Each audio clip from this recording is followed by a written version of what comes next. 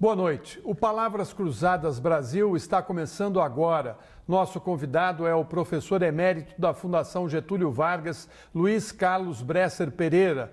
Ele cursou a Faculdade de Direito da Universidade de São Paulo e fez mestrado em Administração de Empresas pela Universidade de Michigan. É ainda doutor e livre docente em Economia pela USP. O professor Bresser Pereira foi ministro da Fazenda por um período do governo José Sarney. Foi também ministro da Administração Federal, ministro da Reforma do Estado e ministro de Ciência e Tecnologia no governo Fernando Henrique Cardoso. Antes, chegou a ser secretário de governo na gestão de Franco Montoro, no estado de São Paulo. O currículo do professor inclui vários livros. O último, de 2014, é A Construção Política do Brasil.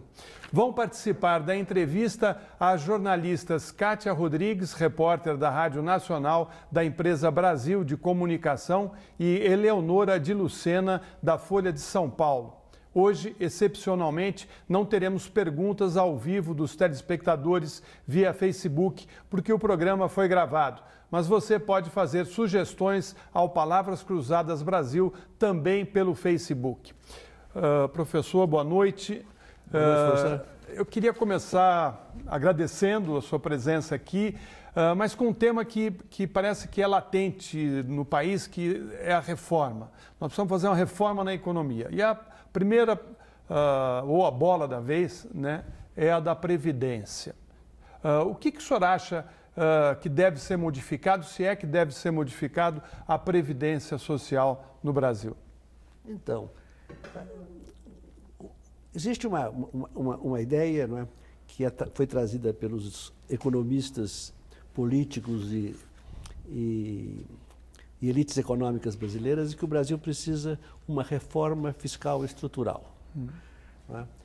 Que a Constituição de 1988, que é uma Constituição social, não cabe no PIB do Brasil. O PIB do Brasil é pequeno demais para essa Constituição tão social. É desse quadro, então, que você vê a direita se operar, e é isso que você está vendo o governo Temer aceitar, desde que eles fizeram, antes de chegar ao governo, o plano Uma Ponte para o Futuro. Agora, das reformas que estão propondo, a única que eu acho necessária é a da Previdência. E não porque, mas eu absolutamente não aceito que exista uma crise fiscal estrutural. Existe sim um desequilíbrio da Previdência de médio prazo. E esse desequilíbrio precisa ser resolvido. E não é razoável que o sistema seja resolvido, não seja resolvido e que você comece a ter enormes déficits na Previdência. A Previdência tem que ser autossustentável. Agora, qual é a outra reforma que eles querem? São mais duas. Agora, da Previdência, o que o senhor acha que tem que mudar? O senhor acha que mudar o reajuste das aposentadorias... Tem que mudar fundamentalmente o tempo. Quer dizer, a ideia de aposentadoria por tempo de serviço não faz sentido. Quer dizer, a Previdência básica, o que o INSS oferece é uma Previdência básica, que é uma obrigação do Estado fazer, né? E o direito do cidadão tê-la. Quer dizer, e essa Previdência é o quê? É a garantia da velhice. Então, quando você... não é prêmio retribuição pelaquilo que você contribuiu. É uma lógica... Essa contribuição isso funciona para a Previdência complementar. Você ganha mais que 10 salários mínimos, você quer uma aposentadoria maior, aí você faz contribuições num fundo aí privado e tudo bem, né? Mas no caso da Previdência Básica, não. Quer dizer, a lógica é muito clara, é a lógica da garantia que o Estado tem que dar à velhice. Então, nós continuamos tendo pessoas se aposentando muito cedo no Brasil. Isso não faz sentido. Né? E é claro que meus amigos à esquerda ficam bravos comigo quando eu digo isso, mas o que eu posso dizer, por outro lado, né, é que eu acho que a outra reforma constitucional que eles estão querendo fazer na área da despesa pública, que é a do teto de gastos do governo, isso é um escândalo. Quer dizer, isso é uma coisa absolutamente sem sentido. Quer dizer, se você... É o congelamento. O que eles estão propondo não é um teto, é um congelamento. Então, congela todos os gastos do governo ao nível atual, menos os juros, porque os juros podem ficar o quanto quiser, né? E são altíssimos, é uma vergonha. Agora, onde é que o governo vai reduzir despesa? Vai reduzir despesa com o judiciário, com o legislativo, não é? Com a segurança?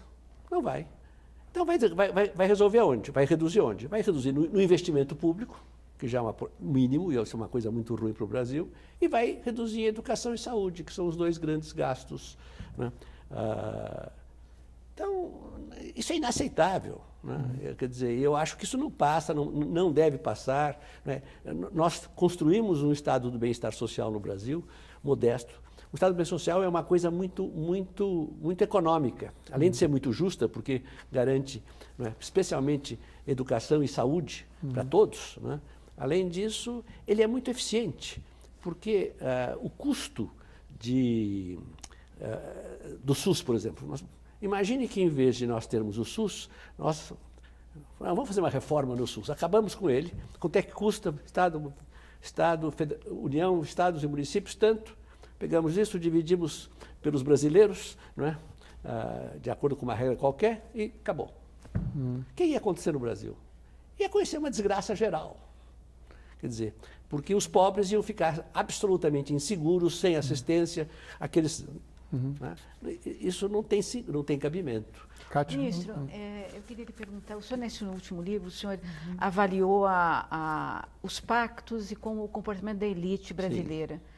Como é que o senhor viu o momento de hoje? Houve um golpe, o que aconteceu com a elite brasileira? Qual é o plano dessa elite? O que está acontecendo no Brasil agora? Então,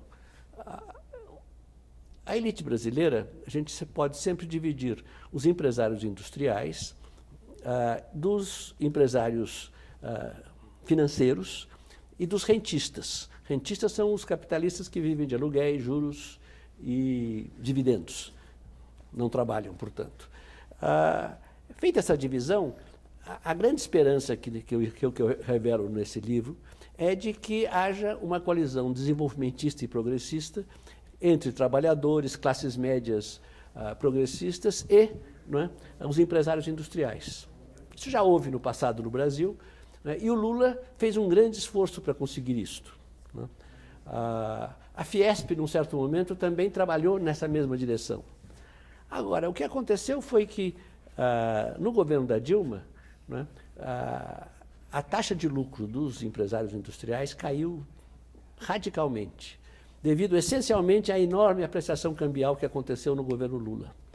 Quer dizer, e quando isso aconteceu, ao mesmo tempo que a presidente não era muito hábil politicamente, agia agressivamente em algumas áreas, etc., o resultado foi que, de repente, esses empresários industriais, né, cansaram, viram as suas empresas, o número que faliu é enorme, o número de empresas que teve que virar meramente importadora foi também enorme, e eles, então, abandonaram o apoio à Dilma. Quer dizer, e se juntaram, né, à direita neoliberal dos rentistas e financistas, e dependentes, né? Então, hoje as elites econômicas estão unidas, novamente, e unidas em torno do neoliberalismo, que é uma coisa que está em profunda crise lá no norte, né? Mas aqui, né, eles nos apresentam, eles e seus economistas, como fosse, né, a salvação do Brasil. Houve o golpe? Claro que houve um golpe, desculpe, eu não respondi. O que nós temos aqui é um golpe parlamentar, muito claro, muito bem... quer dizer, num país que, a meu ver, tem uma democracia consolidada, claro que eles não instalaram uma ditadura no lugar. Puseram o vice-presidente e os poderes da República continuam funcionando, né, felizmente. Mas houve um arranhão muito grave na democracia, porque isso é para todos... Quer dizer, não seria um golpe se a dona Dilma tivesse cometido um crime, porque está muito bem previsto. Todo mundo está de acordo que não houve, né? Os próprios senadores e deputados que votaram pelo impeachment sabiam perfeitamente que havia uma farsa jurídica. Não havia uma farsa política, porque politicamente eles estavam ali, né, decididos a fazer isso. E por que se conseguiu o golpe? Acho que para entender o golpe, eu acho que tem que entender que há dois grupos. Né? Há o grupo que é a direita ortodoxa, né, neoliberal, que é chefiada pelo PSDB, pelo DEM e pelo PPS. Né? E que chefiam as elites rentistas e financistas brasileiras. Isso é um lado. E o outro grupo é o grupo do PMDB ou do Centrão, PMDB mais Centrão. É uma enorme quantidade de deputados que estão ali fundamentalmente interessados em ter alguns ganhos pessoais e prestígio, essas coisas. Né? O PMDB nunca foi neoliberal. Quer dizer, mas esse segundo grupo, vamos chamar PMDB para simplificar, ele percebeu a oportunidade. Quando a Dilma foi reeleita, imediatamente o grupo radical, né, neoliberal pediu impeachment. O Aécio Neves, no dia seguinte, uma coisa assim patética. Né? Aí o PMDB percebeu, olha, se eu fizer um movimento claro, né, em direção ao neoliberalismo, em direção às reformas que vão salvar o Brasil, né, eu vou conseguir o apoio deles. E fizeram isto. Mas eles não acreditam nisso, Mas não. tinha as ruas também, eles né, não acreditam professor? nisso. Quer dizer, havia uma mobilização, nós. professor. Havia uma mobilização popular forte também nas ruas. Quer dizer... Não, a mobilização, toda essa crise começa em junho de 2013, quando há uma mobilização popular que era bastante difusa. Né? Mas havia nela uma presença grande de uma classe média, muito insatisfeita, porque o que aconteceu no Brasil depois da transição democrática, e aconteceu ainda mais claramente no governo do PT, mas já vinha acontecendo antes, é que os ricos ficaram muito mais ricos. Os grandes rentistas e financistas ficaram riquíssimos. E, né, os pobres, principalmente no PT, mas já um pouco no Fernando Henrique, foram protegidos, porque essa era uma lógica acordada durante a transição democrática, lá nos anos 80. De forma que a classe média ficou... E o crescimento foi pouco, de forma que a classe média ficou esquecida. E essa classe média é que, então, deu a guinada para a direita e começou a protestar. Cátia. Professor, eu gostaria de voltar um pouco a essa questão da ordem do dia, que é a reforma da Previdência. Assim, há especialistas que falam que as contas da Previdência Social, elas são superavitárias em função do sistema de seguridade que junta a Previdência, a saúde, a assistência social, e seria superavitária porque haveria a possibilidade de transferência desse grande sistema para a Previdência Social. É isso mesmo? O que é de verdade, o que tem de mito nessa história? Não, o que tem de verdade, eu não sou especialista em Previdência, mas o que tem de verdade aí é que existem certas contribuições, como a contribuição de um salário mínimo para os velhos, por exemplo, rural, que não tem nenhuma contribuição, é simplesmente dada. Quer dizer, e isso então tem um déficit. E tem gente que diz isso aqui não está no déficit da Previdência. Então, quando você põe tudo, não há nenhuma razão para tirar. Quer dizer, o fato concreto é que o governo tem que garantir, né, a velhice de muita gente. Né? E para garantir isto, os recursos que ele está recebendo não são suficientes. Quer dizer, e não são suficientes hoje e vão ficar cada vez menos suficientes. De forma que essa reforma da Previdência, vamos dizer, estabelecendo 65 anos para os homens e 62 para as mulheres, inclusive você não precisa estabelecer isso no mesmo dia. Tem todo um sistema que está sendo discutido aí de fazer a coisa gradualmente. Não é? Agora, nós podemos ser contra isso, mas é bom ser contra tudo. Mas é que eu não posso fazer isso, né? Porque eu, como economista, o meu entendimento é que não existe uma crise estrutural fiscal no Brasil, a não ser em relação à Previdência. Por que não existe no mais? Não existe no mais porque o Brasil, entre 1999, primeiro ano do governo, do segundo mandato do Fernando Henrique, até 2012, fim do segundo ano do governo Dilma. Esses 12 anos, quer dizer, as contas do Brasil estavam ok. Quer dizer, não havia crise fiscal nenhuma, o superávit primário era perfeitamente satisfatório, né? Então, como é que pode haver uma crise estrutural se você, durante 12 anos...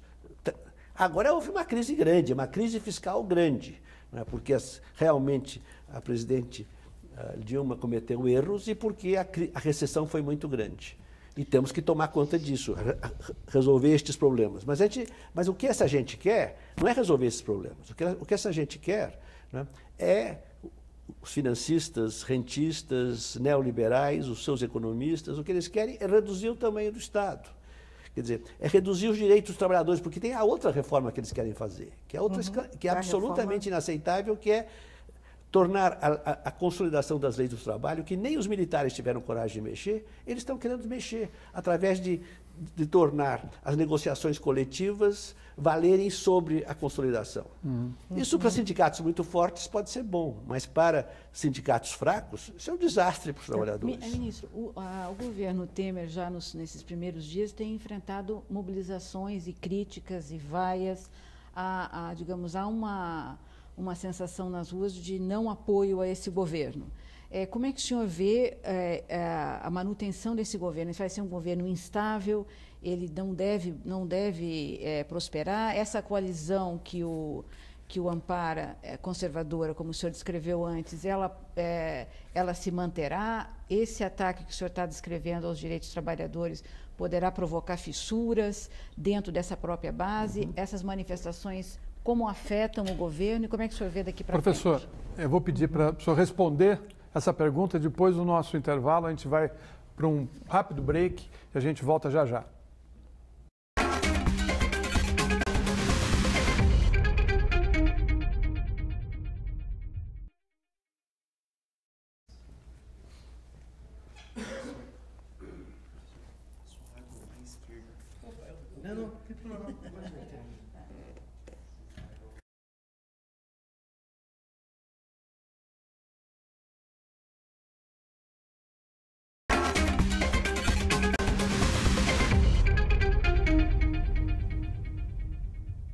Voltamos com o programa Palavras Cruzadas, que esta noite entrevista o professor emérito da Fundação Getúlio Vargas, Luiz Carlos Bresser Pereira. Participam do programa as jornalistas Kátia Rodrigues, repórter da Rádio Nacional, e Eleonora de Lucena, da Folha de São Paulo.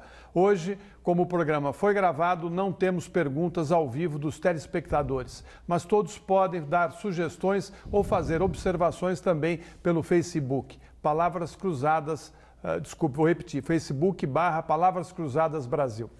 Professor, no fim do primeiro bloco, nós terminamos com a questão que estava sendo feita pela Eleonora sobre o atual momento. Eu gostaria até que ela reformulasse a pergunta para o senhor responder. Então, eu havia perguntado sobre as mobilizações que acontecem já nos primeiros dias do governo Temer contra o governo, contra as mudanças na legislação trabalhista, contra, enfim, e pedindo, inclusive, direta já.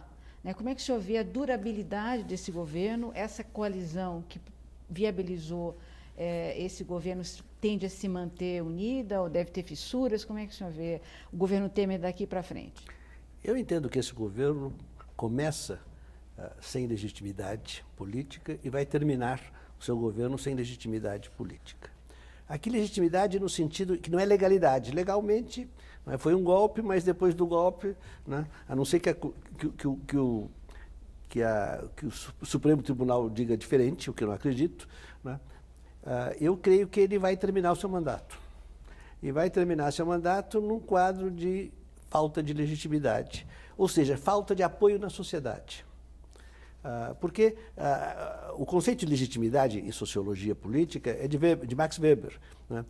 Se você tem ou não apoio na sociedade, onde inclusive os ricos e os letrados, né, os educados, têm maior peso do que os mais pobres e menos. A Dilma estava com uma crise de legitimidade muito séria. Quer dizer, e agora o Temer vai ter a mesma coisa. A diferença é que os muito ricos estão firmes e fortes com o Temer por enquanto. E vão ficar ainda mais algum tempo, porque não tem alternativa, né? Será só quando surgir problemas mais de eleição daqui a um ano é que eles vão abandonar o acampamento. Então, nós vamos viver este ano o ano de um governo muito pouco efetivo, que vai governar muito pouco. Eu não creio que ele vai conseguir passar essas reformas, né? Vai passar apenas alguma coisa que tem até algumas que até são necessárias, mas o grosso das reformas não vai passar. Professor, o Meirelles era visto como uma alternativa boa para o país pelo próprio Lula, que queria que a Dilma o colocasse na Fazenda. Ele hoje é o ministro da Fazenda, tem uma proposta para a economia, né? E eu pergunto ao senhor, esse desafio vai ser vencido em 2 anos? Quer dizer, o PIB hoje está em baixa, o emprego em queda, inflação em alta. É possível pensar numa retomada da economia nos próximos meses? Quer dizer, vai haver uma pequena retomada. Certamente o ano de 2017, todas as consultorias e bancos estão prevendo, eu acho que estão corretas, que vai ter um crescimento positivo. Em 2018, um pouco mais ainda.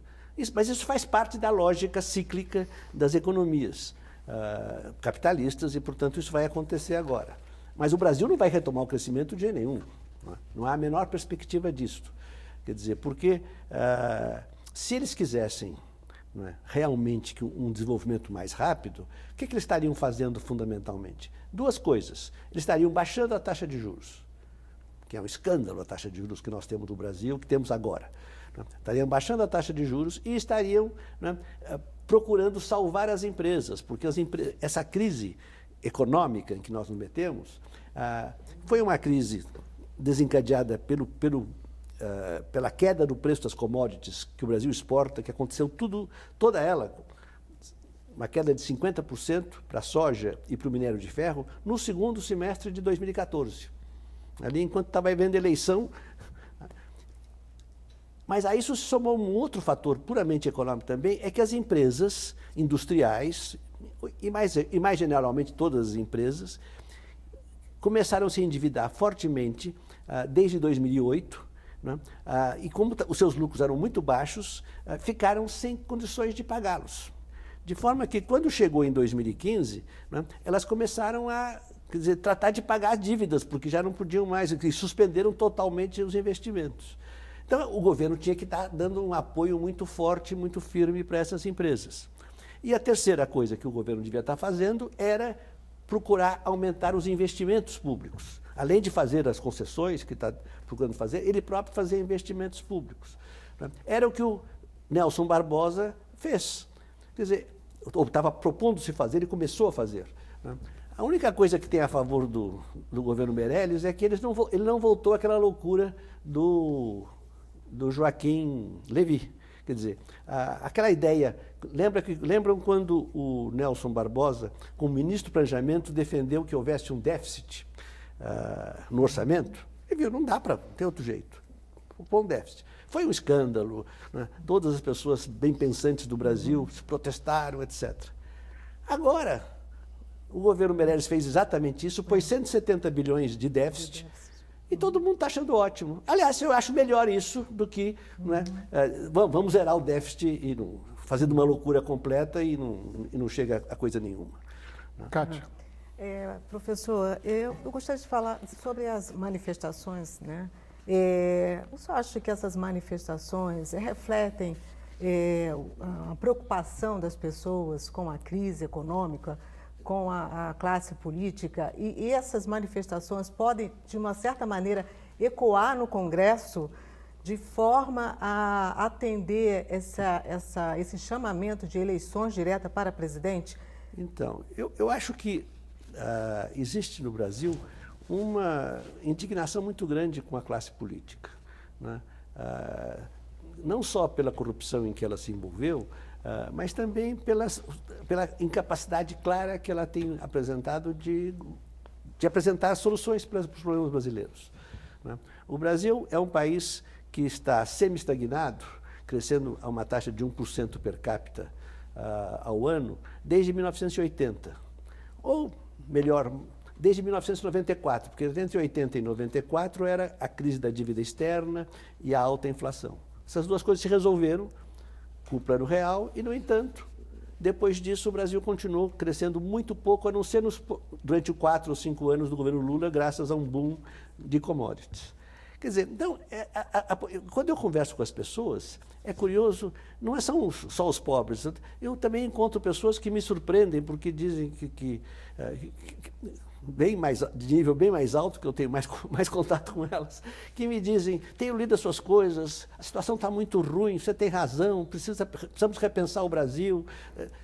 Tem muita gente assim realmente muito brava, muito indignada, tanto para os dois lados.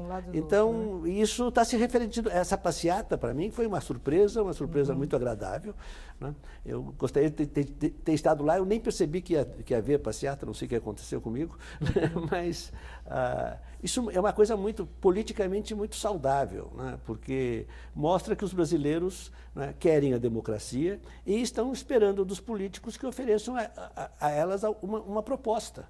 Porque a função do político é fazer propostas de política, né? E não essa brincadeira de mau gosto que é o plano Ponte para o Futuro. Professor, alguns têm apontado alguns interesses nessa situação, externos nessa situação brasileira. Haveria interesse, por exemplo, no pré-sal, ou nas riquezas brasileiras, e haveria um interesse de modificar o governo para ter acesso mais facilmente a essas riquezas, ao mercado. Como é que o senhor vê essa situação brasileira num contexto maior, mundial? Quer dizer, há interesses externos envolvidos, o Brasil mudou com o Temer a própria política externa também. Como é que o senhor vê o Brasil, desse momento, nesse contexto maior, e há interesses envolvidos nessa mudança política? Eu acho que o Brasil é um país ocupado, né? O mercado interno brasileiro já há muito tempo está ocupado, né, pelos interesses, pelas grandes multinacionais e pelos grandes bancos que nos financiam. O interesse lá de fora é enorme pelo Brasil, né? Agora, qual é a estratégia? Como é que você... não vou falar das estratégias assim mais violentas, né? Vou dizer uma estratégia assim bem elegante, mas é nos persuadir de que nós devemos ter déficits em conta corrente, né? Porque se nós tivermos déficits em conta corrente, nós vamos ter, dizem eles, isso é poupança externa, e isso vai implicar maiores investimentos para o Brasil, e com isso o Brasil vai crescer muito mais. Ora, isso é mentira.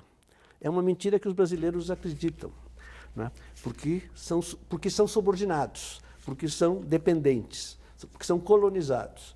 Quer dizer, quando você tem um déficit em conta corrente, grande parte desse déficit em conta corrente vai para o consumo e não para o investimento. E por quê? Porque quando você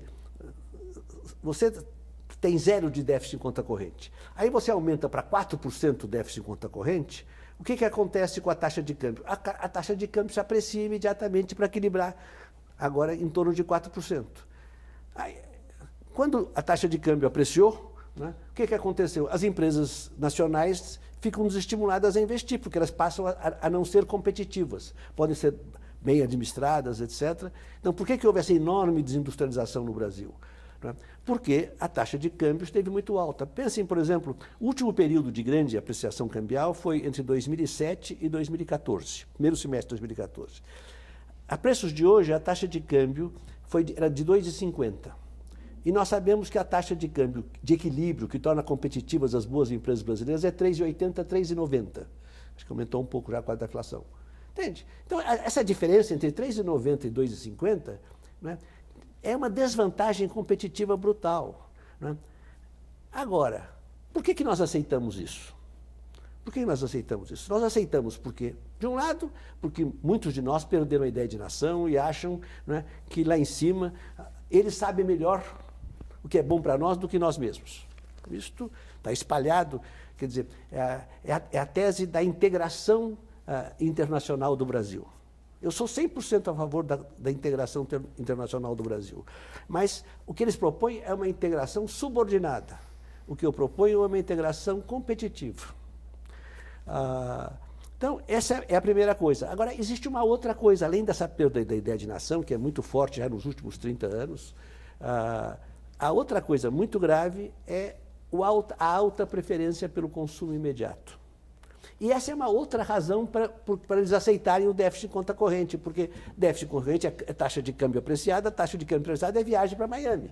Né? Quer dizer, então, aí há uma coalizão, né, de dois males profundos culturais que existem no Brasil hoje, da sociedade brasileira, que são essa alta preferência pelo consumo imediato e essa perda da ideia de nação. Agora, com relação aos BRICS, professor, porque os BRICS foram a grande novidade dos últimos anos, né? E surgiram até como um bloco capaz de ter uma certa autonomia que não existia antes no mundo capitalista, né? O senhor acha que o BRICS se enfraqueceu com essa crise econômica que também pegou alguns países como o Brasil e outros?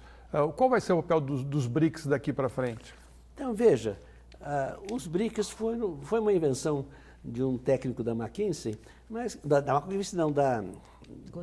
Goldman Sachs, né, que foi ótima, né, porque, de repente, uniu 4 grandes países da periferia do capitalismo.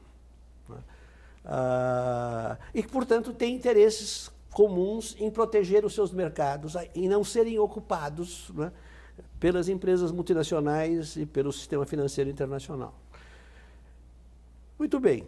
Quer dizer, agora acontece que, desses 4, 3, né, eram autônomos. A Rússia, durante 10 anos, os 10 anos Gorbachev e Yeltsin, também se entregou inteiramente, né, ao Ocidente. Né? Foi um desastre, assim, monumental. Os chineses nunca se entregaram e os indianos, idem, também nunca se entregaram. Em menor grau, fazem mais... E a África do Sul ficou ali... Não, a África do Sul não estou contando. Quer dizer, então, desses 3, quer dizer, e depois tinha o Brasil. Então, o Brasil aí era o patinho feio.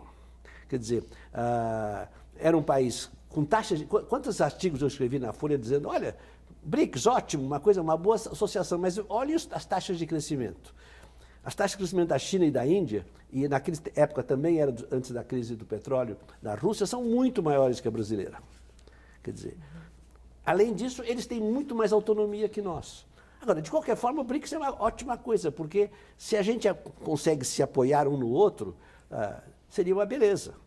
Mas, para isso, é preciso que os nossos políticos, as nossas elites, compreendam essa coisa, e elas não estão dispostas a fazê-lo. O senhor acha que, com essa mudança de agora política, o Brasil estará mais alinhado aos Estados Unidos e menos aos países dos BRICS? Há essa tendência? Isso já aconteceu, Leonora.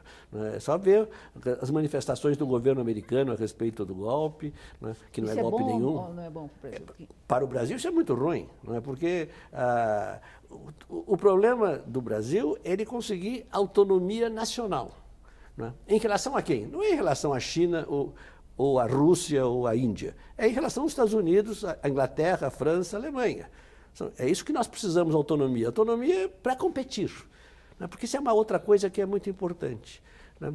Você sabe que eu tenho desenvolvido faz tempo uma coisa chamada novo desenvolvimentismo. E uma ideia fundamental do novo desenvolvimentismo é que os países, como o Brasil, eles não precisam mais muita proteção. A sua indústria, por exemplo, não precisa muita proteção. Nós temos capacidade de desenvolver uma indústria muito boa. O que nós precisamos é igualdade de condições de competição. Quer dizer, o que nós temos com essa taxa de câmbio apreciada no longo prazo é não temos igualdade nas condições de competição.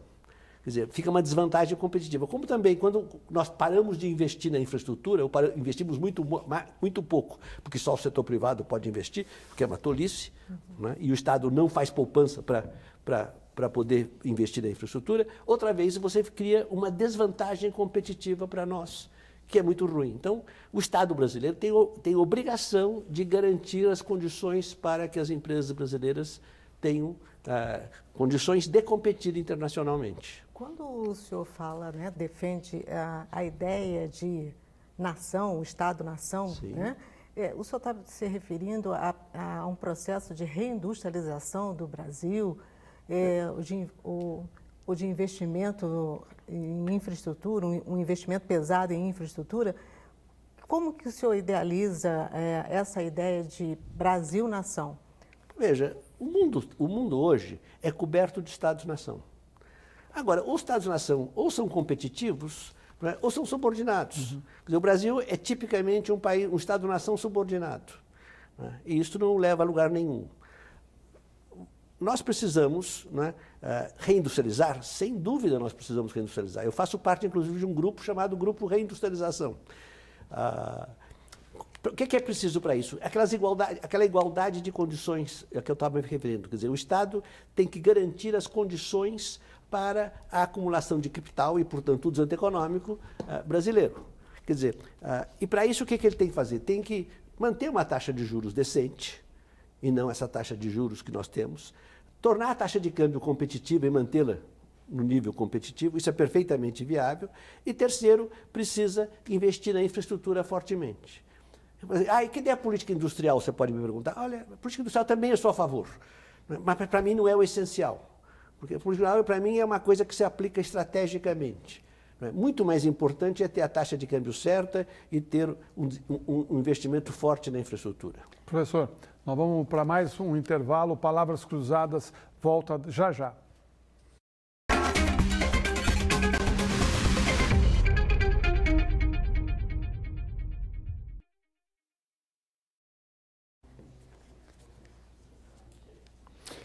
Agora, quem pegou o país em melhor situação, Sarney ou Itamar?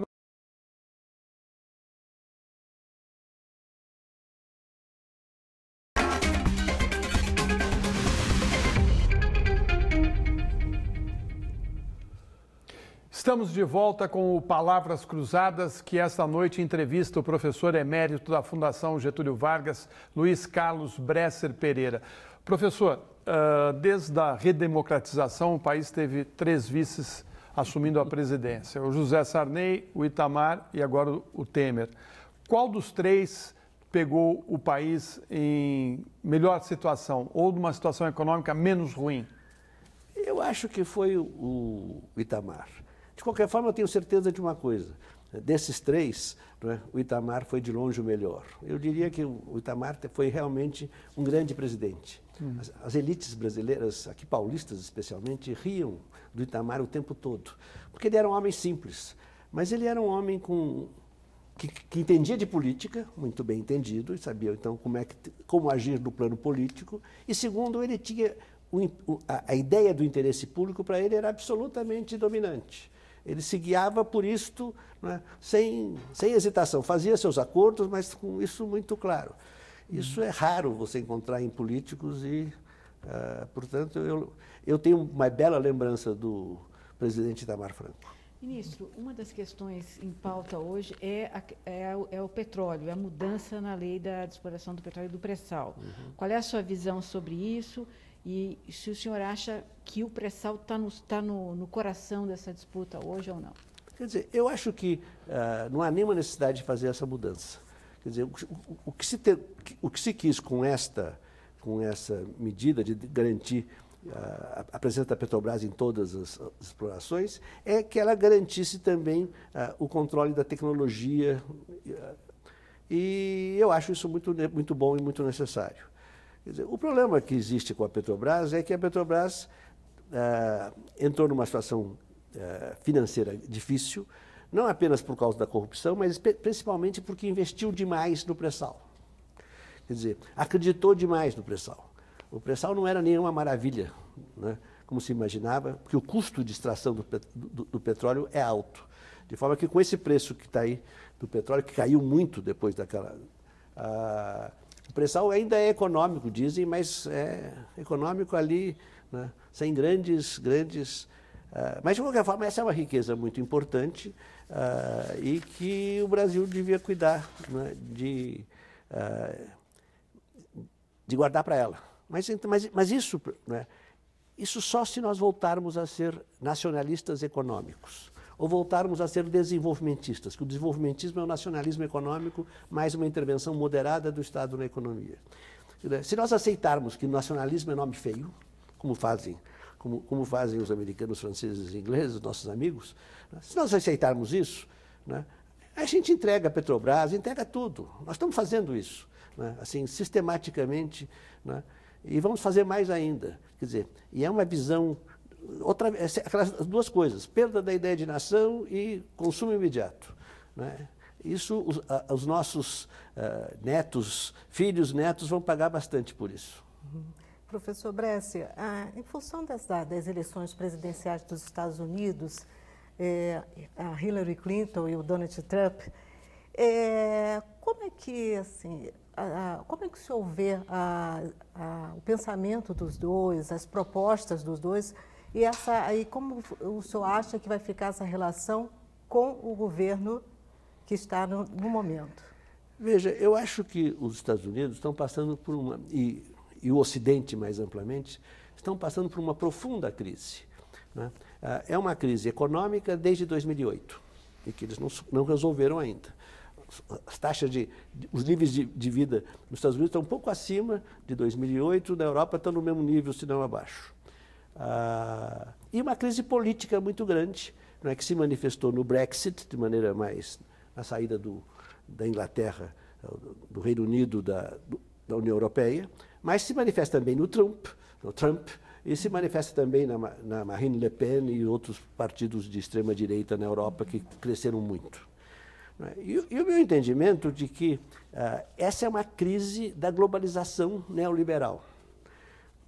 Por quê? Porque o que aconteceu com a globalização foi que o que foi novo em relação ao grande desenvolvimento do comércio mundial que houve no final do século XIX, e que diziam que era a primeira globalização, não foi.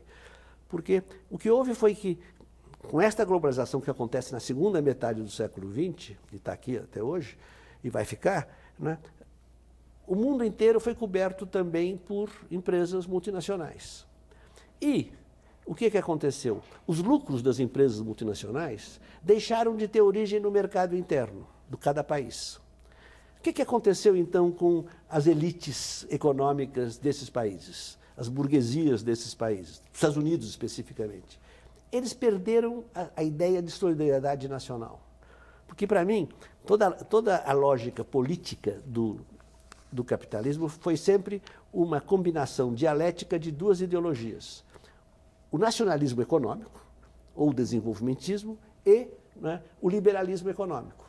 Eram meio conflitivas, mas não tinha importância, fazia parte da lógica.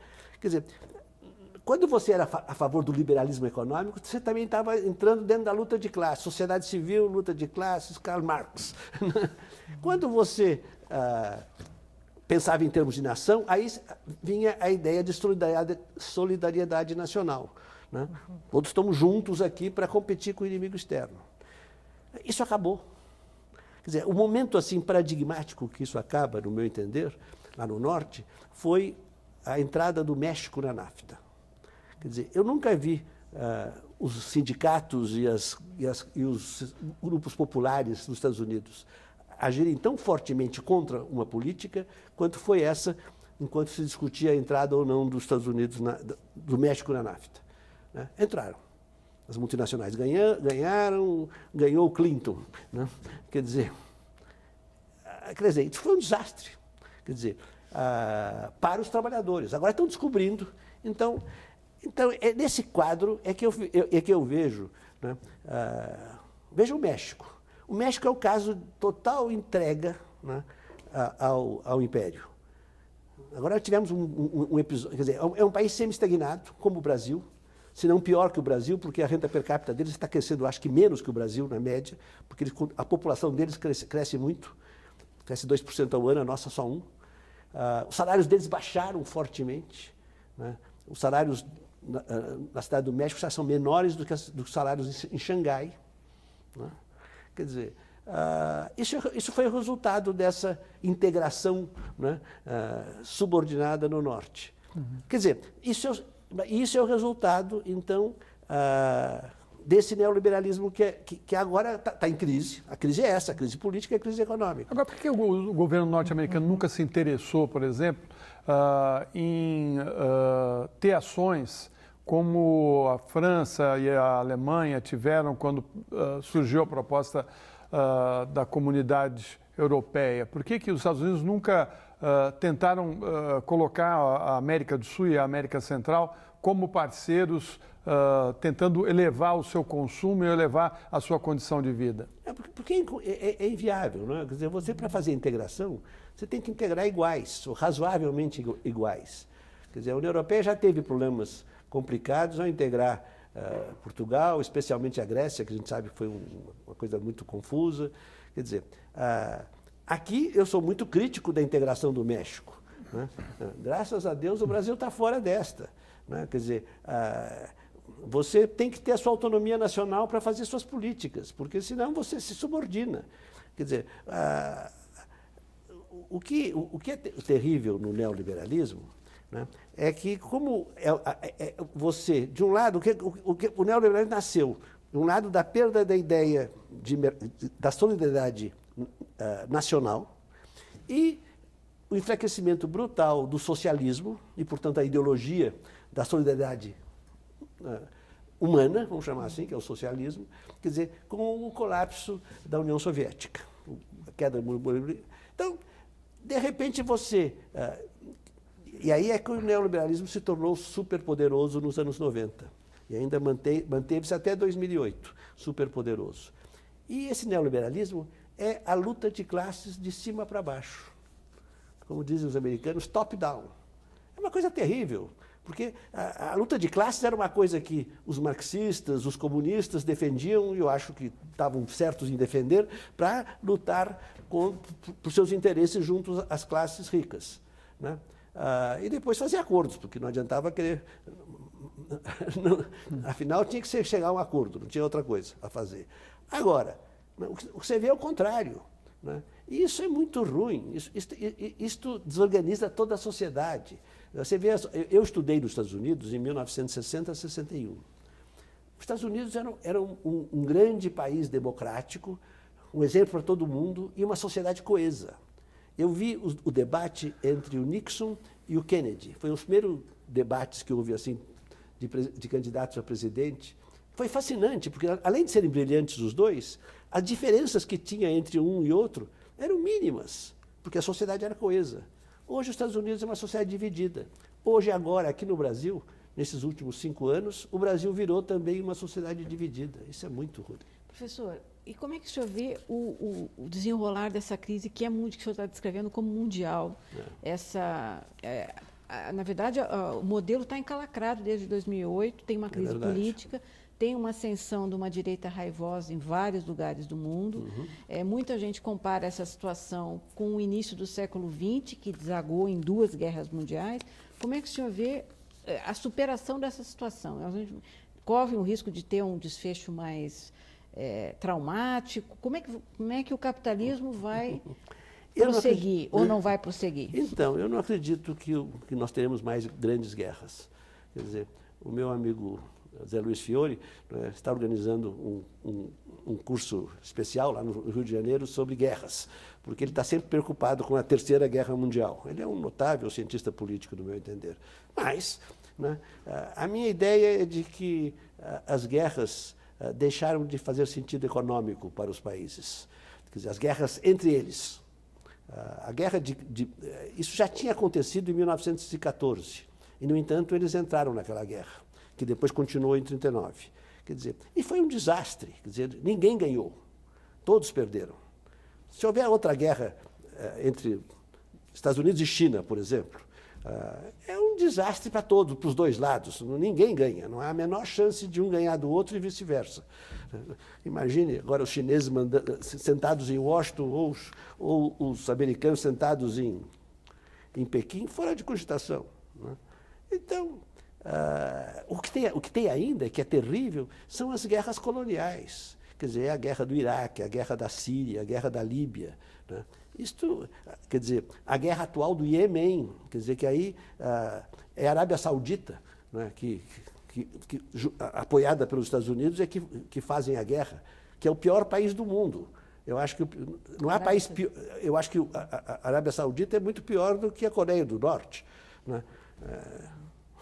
É autoritarismo, violência, né, discriminação, tudo que você quiser de pior, está lá. Então, esse tipo de guerra vai continuar existindo por algum tempo. Mas também elas começam a se verificar que você não leva grande coisa nisso. Porque os povos estão conseguindo se defender melhor do que no passado. Quer dizer, a ideia de, por que há toda essa reação forte aqui no Brasil? Porque a ideia de democracia ganhou o coração e as mentes dos brasileiros. Ah, mas agora o Latino Barômetro baixou a nossa... É verdade, baixou... os brasileiros mostram-se menos crentes na democracia. Eles estão muito frustrados, é isso que estão. Mas eles não trocam a democracia. Né? De forma que, então, você querer invadir um país, né, o país reage fortemente. Bom, graças a Deus. O Palavras Cruzadas Brasil chegou ao fim. Quero agradecer a presença do professor Luiz Carlos Bresser Pereira e das jornalistas Kátia Rodrigues, da Rádio Nacional, e Eleonora de Lucena, da Folha de São Paulo. Voltamos na semana que vem. Até lá.